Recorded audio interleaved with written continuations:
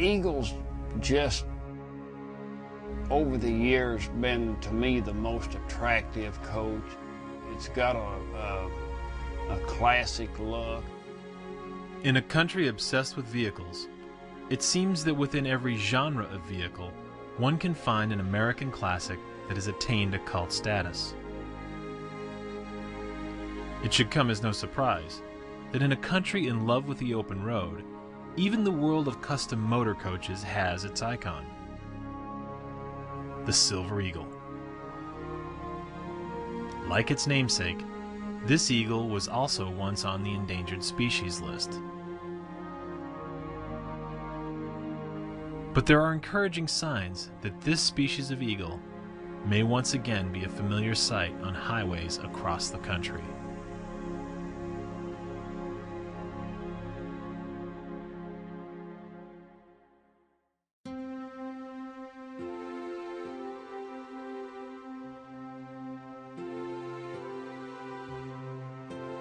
Since its arrival in the U.S. in 1957, the Eagle Motor Coach has set the industry standard with its legendary ride, stylish looks, and unparalleled reputation for dependability and ruggedness. When it arrived in the U.S., the Eagle's design was years ahead of its nearest competition, and its reputation remains unchallenged today. The Eagle's unitized monocoque construction, combined with an independent torsion elastic suspension, gave it a ride that even 50 years after its introduction have proven difficult to match. While its design was originally commissioned by Continental Trailways for the seated passenger market, it wasn't long before its velvety ride and reputation for dependability captured the attention of early customizers for the entertainment market.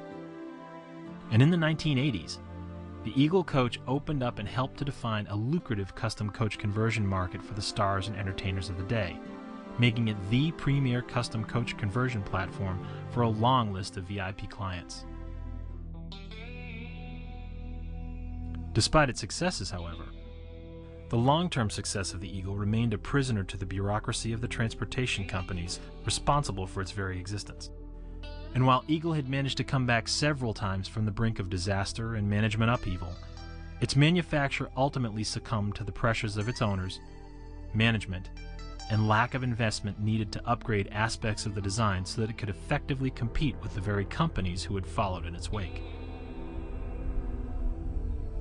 There is one universal consensus among enthusiasts and industry watchers alike, however. The failure of the Eagle was not a failure of the product.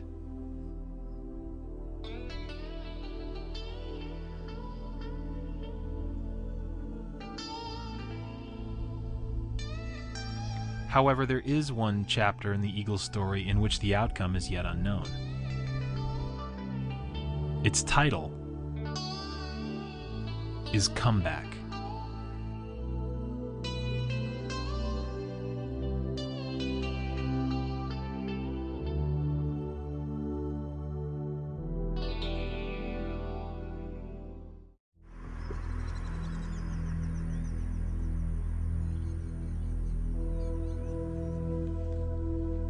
In the spring of 2007, nearly 50 years after the Eagle first arrived in America, more than 30 Eagle owners have driven a combined total of more than 50,000 miles to come to the new Eagle plant and see what its new owners have in store for them. The responsibility of living up to the iconic status of the Eagle is not lost at all on brothers Craig and Blair Hanlow. I knew the history of it, and I knew that it was like bringing Harley-Davidson back. You're bringing back an icon.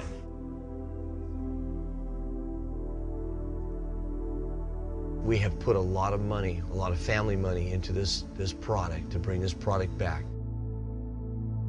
A lot of people say you've got some big you-know-what to pull this off, and I think that they're true. I mean, that's very true. It takes a lot of drive to be able to pull this off financially.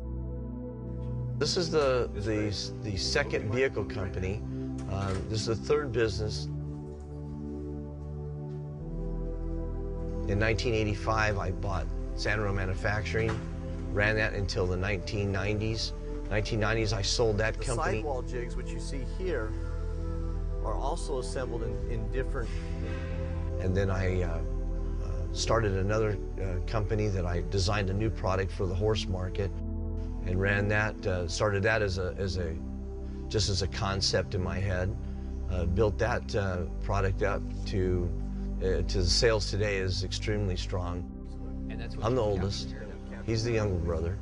He's always been the financial type person. He's got money. He's always bought and sold properties in that type of manner. Yeah, he's the office geek, and I'm the garage geek.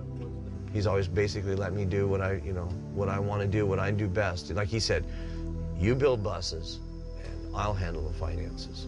There's so much going here. When I was first talking to people and all the skeptics and, oh, you'll never do this, people don't know who you are. When we first came down here, a lot of people said, well, you've never built buses before. You've built buggies, and you've built horse products, and you've built race cars, and, other chassis, but you've never built a bus. What do they say? I saw a quote the other day that said the Wright brothers didn't have a pilot's license. Well, you know what? The Hanlo brothers hadn't built a bus before. They did it, and so are we. I said, yeah.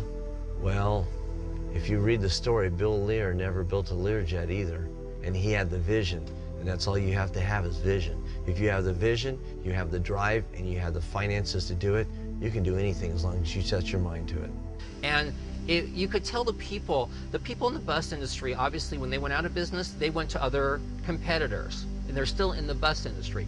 Even those people are pulling for us because the opportunity for any other company, my dad asks me this all the time, well, why hasn't somebody else done this? And you hear this from your friends too. Why hasn't somebody else done this?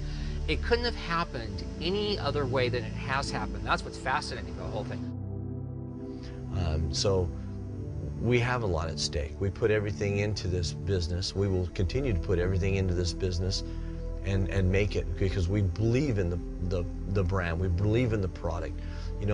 Eagle's product was always an outstanding product. The culture around buses and the American-made Eagle, it just goes hand in hand, very similar to Harley. The national anthem, baseball, apple pie, and an Eagle bus, and I have a Harley. That's just the way I am, We've always liked American. You got to support the country. It supports us.